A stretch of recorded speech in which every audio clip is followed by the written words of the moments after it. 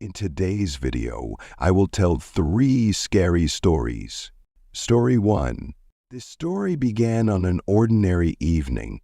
I had stayed late at work to finish some important tasks, and by the time I left the office, it was almost 11 p.m. The city was already asleep. Most windows were dark, the streets were empty, and even the usual hum of traffic had faded into a barely noticeable background noise. My way home was always the same, first along the main street with streetlights, then a narrow alleyway that shortened the route. It was a bit eerie due to the poor lighting and lack of people, but I never paid much attention to it. It was my usual route, and I felt confident walking it. As I turned into the alley, everything was silent except for the sound of my own footsteps echoing off the walls. I was walking slowly, scrolling through news on my phone. Somewhere in the middle of the alley, I first heard footsteps behind me. They were faint, muffled, but I immediately noticed them. I glanced over my shoulder and saw someone. He was about 10 meters behind me, dressed in dark clothes with a hood pulled over his head, making it hard to see his face. I thought it was just someone walking in the same direction and kept moving. But subconsciously, I was already paying closer attention. The footsteps didn't fall behind. They mirrored my movements. When I sped up, they quickened. When I slowed down, they did too. That made me uneasy. I kept telling myself it was just a coincidence, but a sense of unease was already growing. To test my suspicion, I suddenly turned into a side alley I usually avoided. It was dark and quite unpleasant, with peeling walls and a few old garbage bins. The air smelled damp and rotten. The person behind me turned as well. Realizing they were following me hit me like a cold shower. A chill ran down my spine and my heart began to race. The alley ended in a small square with a bit more open space but still devoid of people. I decided to stop and turn around. The man stopped too, but he kept his distance. He didn't move, just stood there as if waiting for something. In the dim light, I saw something glint in his hand. It was a knife. At that moment, I couldn't think logically anymore. I only had one thought: escape. Without taking my eyes off the man, I slowly began stepping backward. When I realized it wasn't working, I turned and ran back toward the main road. I ran as fast as I could, and the footsteps behind me grew louder. The road felt endless. My legs were giving out, my breathing was ragged, but I couldn't stop. When I finally reached the main street, I saw a car in the distance. It was parked by the curb with its headlights on. It was my only hope. I sprinted toward the car and began banging on the driver's window frantically. The driver, a man in his 40s with short hair, looked startled by my shouting but eventually rolled down the window. I quickly and incoherently explained that someone with a knife was chasing me. Without asking any questions, the driver unlocked the door. I scrambled into the car and he drove off. As we sped away, I looked back and saw my pursuer standing at the intersection. He wasn't running after us. He just stood there, watching us leave. Even after we were far from that place, I couldn't stop shaking with fear. The driver offered to take me home, but I asked to be dropped off on a different, busy street where I could catch a taxi. That night, I couldn't sleep. Over and over, I saw the man with the knife and the way he had stared at me. I never called the police, though I probably should have. That incident taught me one thing: never take the same route repeatedly, and always stay vigilant, especially at night. Story 2. This story happened a few years ago when I worked at a large supermarket in the heart of the city. The store was part of a major chain, so it stayed open late into the night. I worked as a cashier and often stayed on shift until the store closed.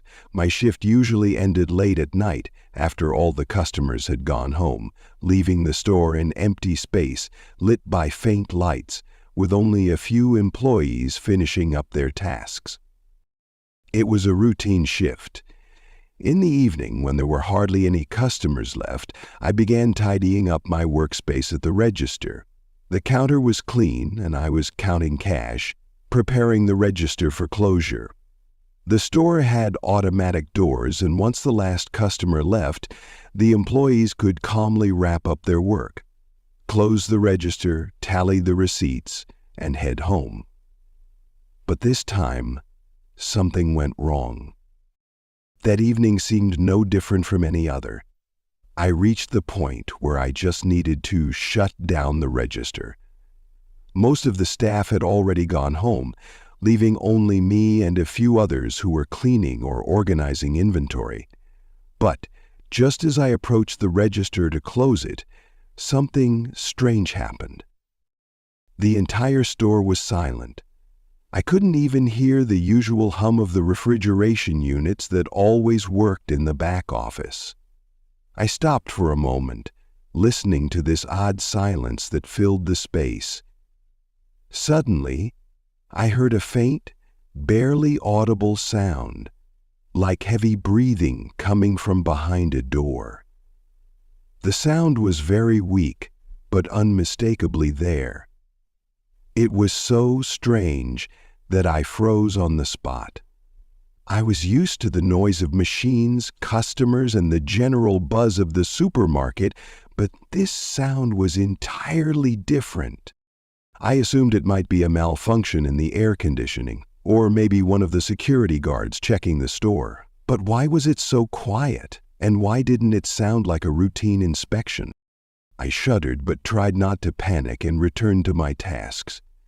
Still, the sense of unease lingered. I tried to focus on work again, but the sound didn't stop.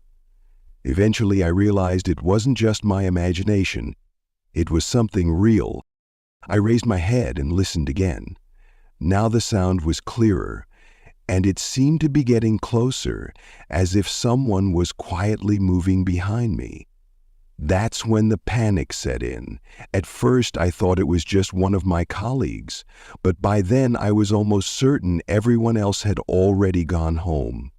Moreover, the sound didn't seem to come from the staff areas or storage. It was coming from the store itself. I decided to check it out. I got up from the register and headed to the back of the store where I'd heard the sounds. The shadows from the ceiling lights stretched across the floor, and everything looked strangely peaceful, as if nothing had happened. But as I turned the corner, I saw that the aisle with coffee, tea, and biscuits was dimly lit by a single light bulb, and it was completely empty. I began noticing small details I would normally ignore: the uncovered floors, the unlocked storage room doors, whether the shelves were all in place. I walked cautiously, listening to every sound. Suddenly that same noise returned, the faint breathing. This time, I was sure it wasn't just my imagination. I stood still, trying not to move. My heart was racing, but I couldn't explain why I was so frightened. Why this overwhelming sense of fear? I kept listening, and then I saw it. After a few seconds, a shadow appeared on one of the surveillance monitors. It moved slowly down the aisle, as if someone was casually walking from one part of the store to another. I couldn't believe my eyes. The monitor clearly showed someone moving, but I knew for a fact that I was the only person left in the store. By now, my heart was beating in sync with the quick movements of the shadow. I might have thought it was just a distorted image, but it moved with the fluidity of a living being. This was the first undeniable sign that I was not alone. I had no desire to stay there another minute, so I quickly returned to the register and tried to open the doors. but they wouldn't budge. I pressed the buttons several times, but the doors remained locked. My heart started racing, and I felt panic creeping over me. What was happening? Why weren't the doors opening? It was an automatic system that had never failed before. But now, fear was gripping me tightly. I glanced at the camera screen once more and saw the shadow moving closer to my register.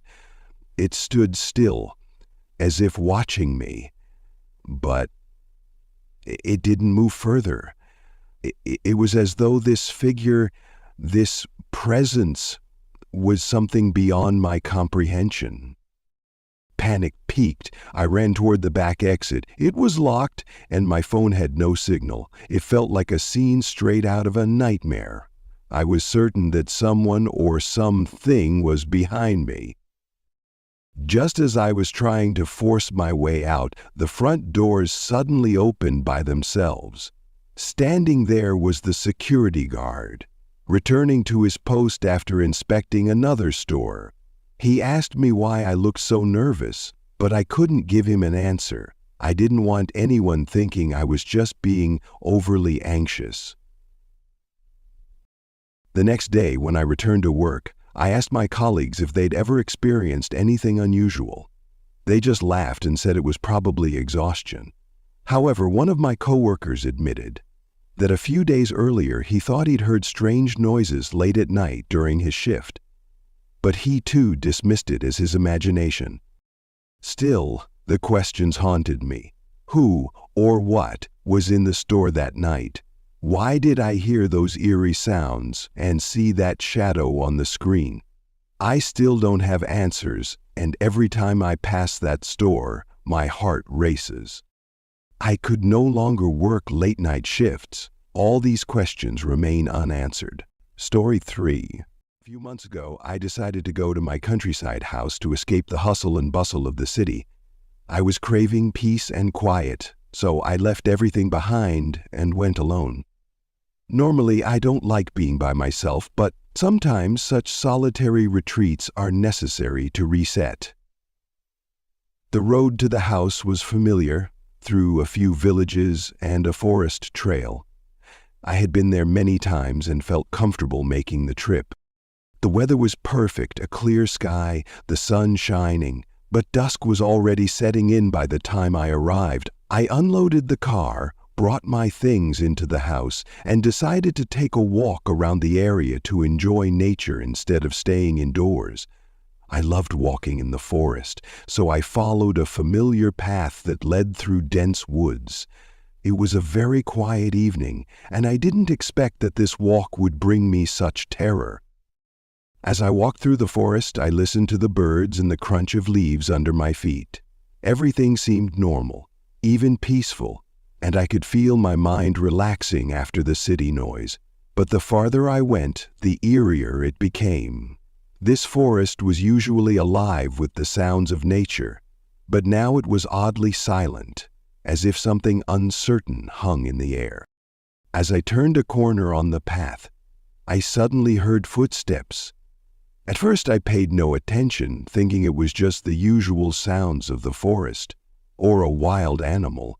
But the steps didn't stop. I halted and looked around, but there was no one. I continued walking, though the feeling that someone was watching me didn't leave. A few minutes later, the footsteps sounded again, and this time they were closer. It wasn't just distant noise anymore. It felt like someone was following me. A chill ran down my spine and fear gripped me. I tried to quicken my pace, but the footsteps also sped up, mirroring my every move. I looked back. Nothing. Just the dark forest and the empty path. With my heart pounding in my chest, I began to walk faster, but the fear wouldn't leave. The sensation of being followed grew stronger with every step. The footsteps never ceased, shadowing me silently like a ghost. Finally, I decided to turn back. Incredibly, as I did, the footsteps also turned and followed me at the same pace. I started running, At first, I simply sped up, but soon I realized I needed to flee. My thoughts were a blur. As I ran, I kept glancing back but saw nothing. It felt like I couldn't escape this invisible pursuer. My heart raced, and fear consumed every part of me. At last I saw the familiar outline of the house. I was almost at the door when I suddenly heard a knocking on the window. It was soft but clear. It sounded like someone standing outside, looking in. Summoning all my courage, I approached the window and peered into the darkness. Nothing! But someone had been there. Silence! The only sound was my pounding heart. Clenching my fists, I went to the door and looked through the peephole. No one. But something felt wrong. I went back to the room, grabbed my phone to call my friends, but when I picked it up, I saw a message from an unknown number. "You are not alone." I collapsed onto the bed, unable to tell if this was a nightmare or reality. That night I couldn't sleep. The footsteps in the forest, the knocking at the window, the message, I couldn't make sense of it. I decided I would leave in the morning because I couldn't endure the fear any longer. As soon as I got in the car and drove off, I looked back one last time at the house. The feeling that something was still there stayed with me for a long time. To this day, I don't know who or what that invisible follower was, but one thing is certain. Sometimes the forest is more than just a place for a walk.